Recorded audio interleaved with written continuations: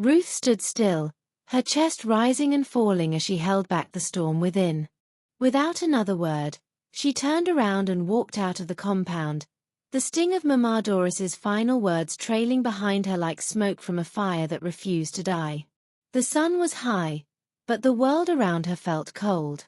Each step back home felt heavier than the last. Back at the mansion, the silence was louder than ever. Ruth entered quietly and went straight to the kitchen. She didn't eat, didn't speak. Just cleaned, folded, arranged, her way of silencing the ache inside her. When Daniel returned that evening, she greeted him calmly, but he brushed past her as if she didn't exist. That night, Ruth didn't cry.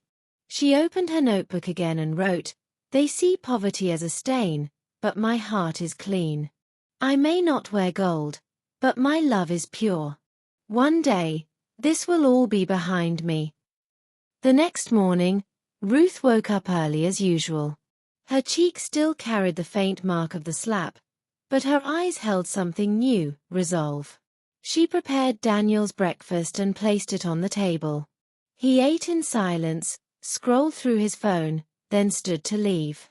"Keep the house clean. And if your brother shows up, don't even let him near the gate," he muttered before walking out the door. Ruth said nothing. She watched him leave, then took a deep breath and sat alone in the living room. She looked around at the luxury that never felt like hers. Her fingers brushed the fabric of the expensive couch, but it gave her no comfort. All she could think about was Joel, his dreams, his words, "I want to give you the life that man refused to." Her phone buzzed. A message from Joel, "Thinking of you, sis. Stay strong." Ruth smiled faintly, tears pricking her eyes. In that moment, she didn't feel so alone. The days that followed were quiet, but something was shifting within her. She no longer flinched when Daniel insulted her. She still obeyed, still smiled when necessary, but inside, she was gathering herself piece by piece.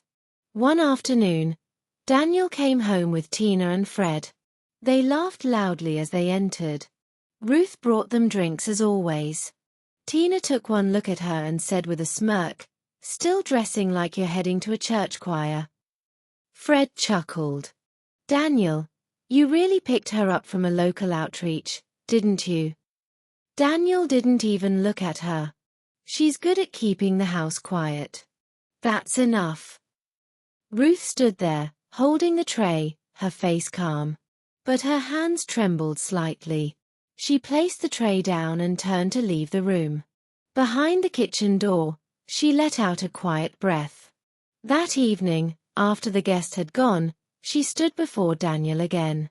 "I'm not asking for your love anymore," she said softly. "Just respect.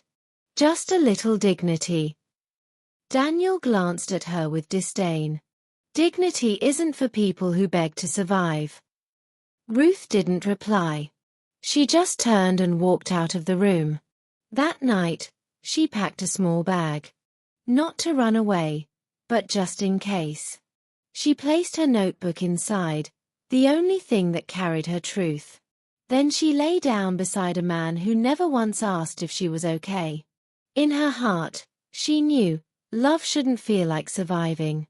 And she wouldn't endure forever. Not for Daniel. Not for Mama Doris. Only for Joel. Only until he was free. And then, she would be too. Daniel paced the living room with a satisfied smirk on his face. He didn't feel an ounce of guilt. No regret. As he dialed his mother's number, he felt nothing but pride. The call connected. Her voice came through, cheerful and strong. "Hello, my son. How are you?" "Mama," he said, "she's gone." Ruth left. There was a brief pause. Then Mama Doris let out a loud laugh. "Good. That's what I've been waiting to hear. I told you she didn't belong with you." Daniel chuckled, sinking into the couch. She packed her things and left like she was some kind of queen. Didn't cry, didn't beg, just walked out. Very good, his mother replied with delight. Now you're finally free. It's time to marry a proper woman. Daniel raised an eyebrow. Who are you talking about? The senator's daughter, of course, she said without hesitation. We've spoken already. She's ready. Her parents are ready too. Daniel hesitated. Mama, that girl, she's wild. She doesn't respect anyone. She can't cook, and she's always out at night. She's changed, Mama Doris snapped. I've spoken to her family. They're all on the same page now. No more clubs, no more scandals. She's serious about settling down. Daniel still looked unconvinced. But something about it doesn't sit right with me. I don't feel at peace with her. His mother scoffed. Peace? Since when did marriage require peace? Marriage is about power, Daniel. About building connections. That girl's father is a senator. Imagine the doors that will open once you're part of that family. He leaned forward, rubbing his forehead. Still, I don't know. Stop acting like a child, she cut in. This is not the time for feelings. You need influence, wealth, a stronger name. That girl will give you all that. Ruth couldn't. That's why I said from the beginning, leave sentiment behind and think with your head. Daniel sat in silence, letting her words sink in. Mama Doris continued, her voice firm and final. You've wasted enough time with that poor girl. Now do what's best for your future. You'll thank me later. Daniel ended the call, unsure but trapped in a world where love had no place, only status. The house felt empty, but he wouldn't admit that her absence left a space nothing else could fill. Meanwhile, across town, Ruth sat in Joel's tiny room, her eyes swollen from tears, but her heart lighter than it had been in years. For the first time, she wasn't pretending to be okay. She wasn't enduring, she was free. And in that quiet room, surrounded by simplicity, Ruth began to feel something she hadn't known in a long time. Hope. Good morning, Ruth, Mr. Adams greeted warmly as she stepped into the office. Ruth smiled nervously and replied, Good morning, sir. Please, have a seat, he gestured kindly. She sat down, carefully placing her small bag of clothes on her lap. Joel's boss studied her quietly for a moment, noting her modest appearance and the gentle determination in her eyes. Joel told me a lot about you, he began. He said you've been through a lot but you never gave up. Ruth nodded slowly. Yes, sir. Life hasn't been easy, but I'm trying to build something for myself. He smiled and leaned back in his chair. Let's see what you have. With slightly trembling hands, Ruth opened the bag and began laying out the clothes. Neatly folded shirts, simple but stylish jeans, a few dresses, and some shoes. Mr. Adams picked up one of the shirts, examined the stitching and fabric. These are good, he said. Affordable, clean designs. I like that. Ruth exhaled quietly, a mix of relief and gratitude washing over her. He looked up at her. You've done well, Ruth. You just need more people to see your work. You have potential. Thank you, sir, she replied, her voice steady but emotional. Mr. Adams smiled. Here's what we'll do. I'll buy a few items for myself. Then I'll show them to some of my friends. A few of them run boutiques or shops. If they like what they see, they might order in bulk. Ruth's eyes widened in surprise. Really, sir? He nodded. Yes. You deserve a chance. I can see your effort, and I respect that. Tears welled up in Ruth's eyes but she quickly wiped them away. Thank you, sir. You don't know what this means to me. Mr. Adams smiled again. Just keep working hard. And don't give up too quickly. Business takes time. I understand, she replied, her voice filled with new strength. When Ruth stepped out of the office, Joel was already waiting.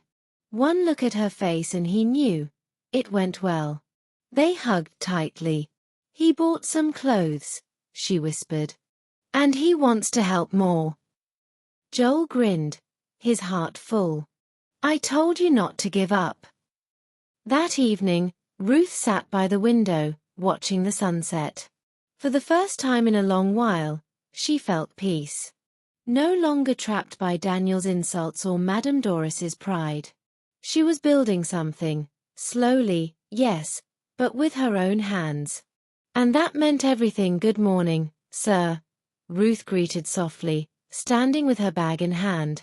Please, have a seat, Mr. Adams said warmly. She sat quietly. He studied her for a moment and then said gently, You're a very beautiful woman, Ruth. Ruth blinked. Sir. He smiled. Yes, and I've heard good things about you. Your brother speaks highly of you, how strong you've been, what you've gone through, how you raised him, and even about your ex-husband. Her eyes widened slightly. Joel talks too much. How could he tell you everything about me? Mr. Adams chuckled softly. Don't be upset. Don't blame him. Your brother loves you dearly. He sees you as a hero. Honestly, Joel is like a brother to me. Ruth lowered her gaze. Okay, sir.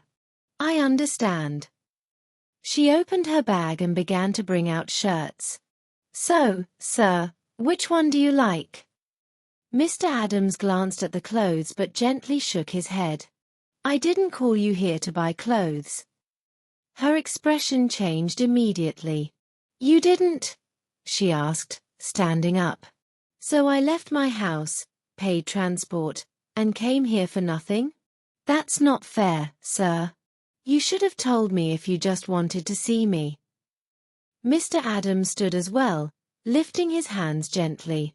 Please, Ruth, calm down. I didn't mean to waste your time. I simply wanted to see you in person and support what you're doing. Support me how? She asked, confused. He smiled and pulled out his phone. Can I have your account number? She hesitated. Why? To support your business, he replied calmly. Nothing more. No strings attached. I just want to help. Ruth hesitated a little longer, then slowly recited her account number. He typed it in, and within seconds, her phone vibrated. She checked the alert, and froze. 5 million naira, she gasped. Her mouth hung open. Jesus Christ, sir, this is too much. Tears filled her eyes. Are you sure this is for me? Yes, he said with a smile. It's to support your business. That's all. Not to buy your love, I just want to see you succeed. Ruth dropped her bag and knelt down, overwhelmed. God will bless you, sir. You'll never know sorrow. You will live long and grow old in peace. Thank you, sir. Thank you so much. Mr. Adams helped her up, smiling. Amen. And thank you too, Ruth. You've inspired me. Go now and build your dream. Don't stop. This is only the beginning. She wiped her tears and smiled. Sir, I don't even know how to repay you. You don't have to, he said gently. Let's just be friends. That's enough. Okay, sir, she replied softly. Thank you again.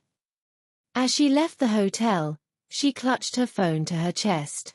Looking up at the sky, she whispered, God, I see what you're doing. Thank you.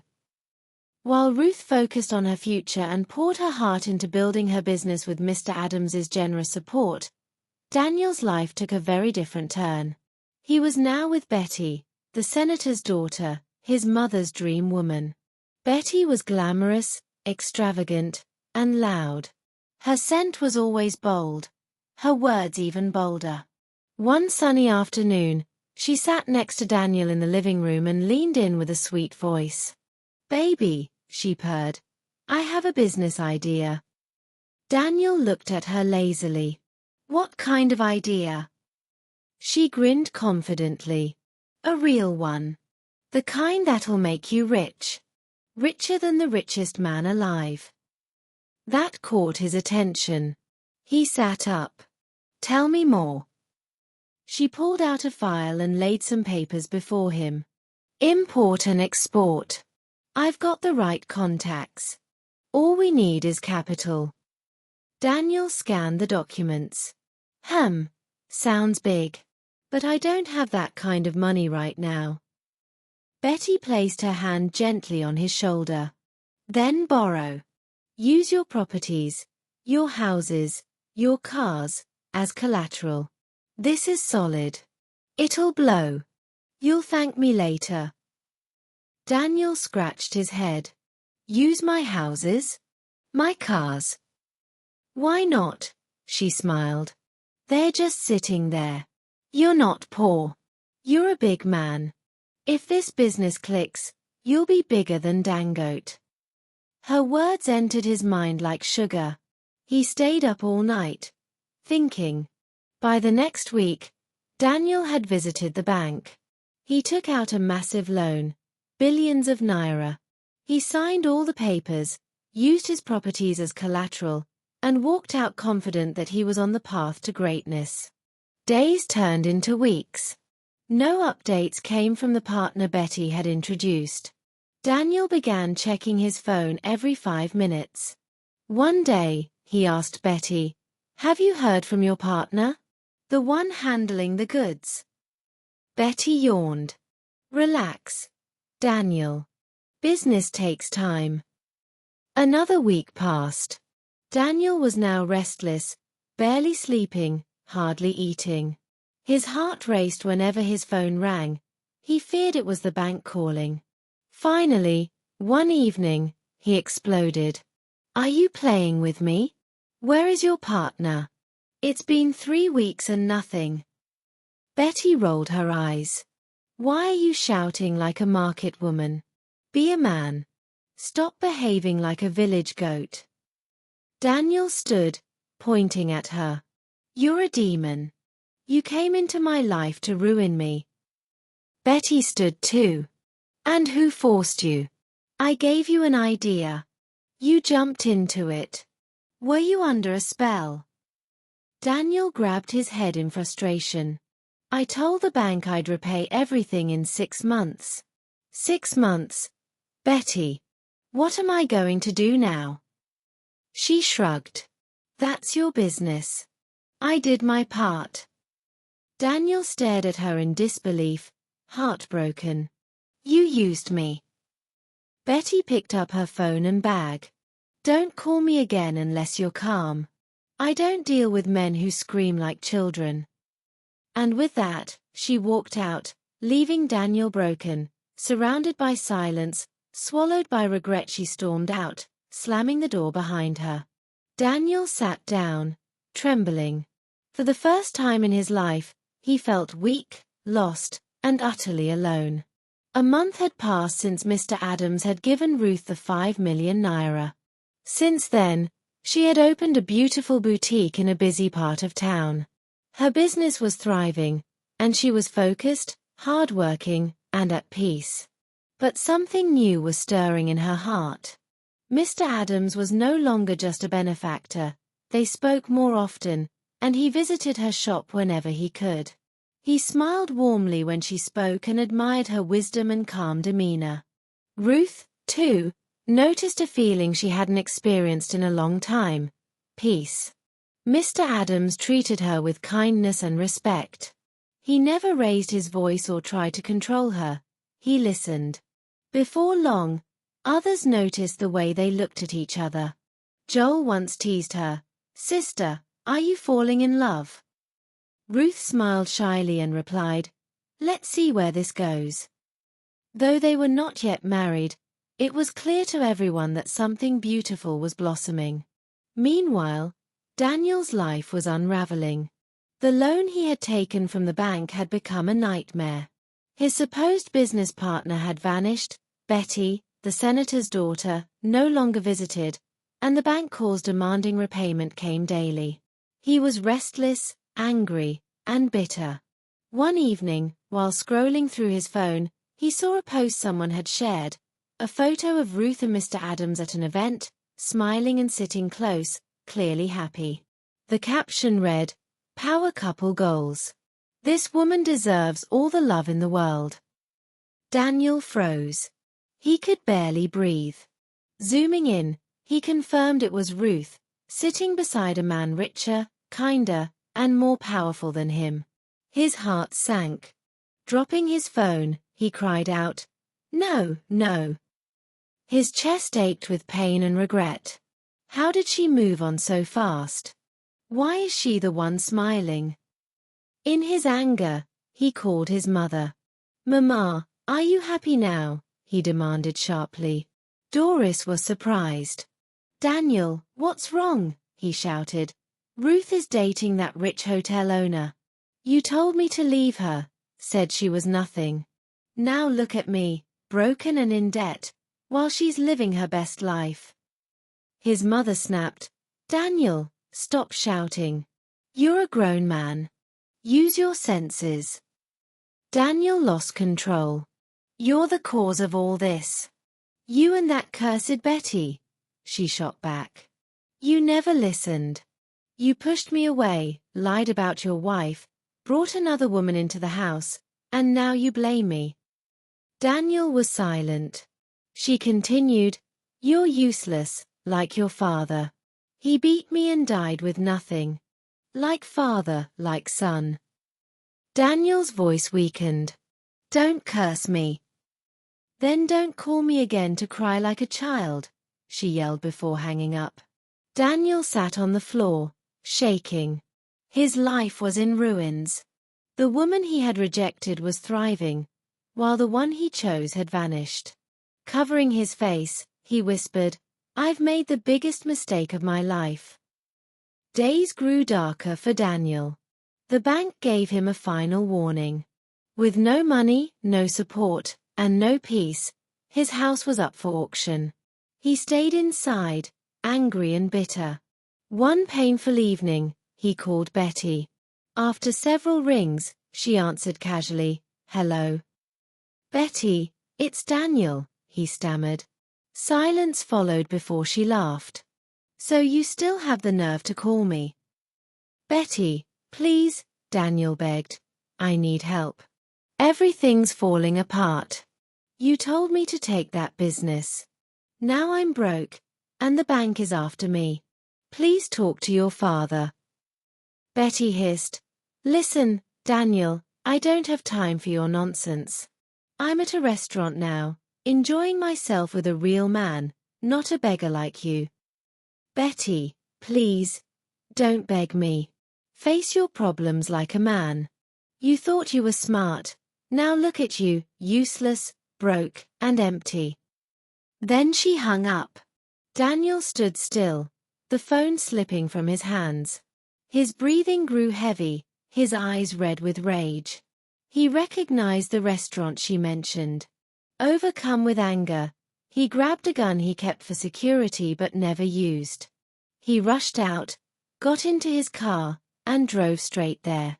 He entered like a storm. People turned, staring as he walked in, face hard, hands trembling. At a corner table, Betty laughed with a well-dressed man. Without a word, Daniel raised the gun and pulled the trigger. One shot. Betty collapsed. Screams erupted. Daniel dropped the gun and fled but was caught by police 50 minutes later, shaking and confused. Months later, Daniel was sentenced to life imprisonment. The news spread rapidly. Headlines screamed, "Man who left wife a senator's daughter sentenced to life after shooting her dead." When Mama Doris heard, she collapsed in her sitting room, struggling to breathe. Rushed to the hospital, the doctors tried everything, but she died of cardiac arrest, unable to bear the shame and pain of losing her only son to prison. The truth of her wrong choices had finally caught up. Meanwhile, Ruth's journey was just beginning. 5 months after Daniel's arrest, she and Mr. Adams had their traditional marriage. It was small and peaceful, filled with genuine joy. Ruth wore a calm smile throughout. There was no noise, no show, just real happiness. Mr. Adams promised her love, protection, and peace, and he kept his word. 2 years later, Joel graduated from university with top grades. He secured a good job at a leading company and finally told Ruth, "Now it's my turn to take care of you, sister." Tears filled her eyes as she hugged him. "You don't know how proud I am." The pain of the past never fully left them, but they used it as fuel, to rise, to grow, and never return to where they came from. And that is how the story ended. The woman once mocked and discarded became someone everyone admired. The boy who had only his sister became a successful man. The man who believed he was in control lost everything. Dear viewers, what lessons did you take from this dramatic tale? We'd love to hear your thoughts in the comments below. If you enjoyed the story, please give it a thumbs up, share it with your friends, and subscribe. Don't forget to turn on notifications so you never miss our latest updates. Thanks for watching and stay blessed.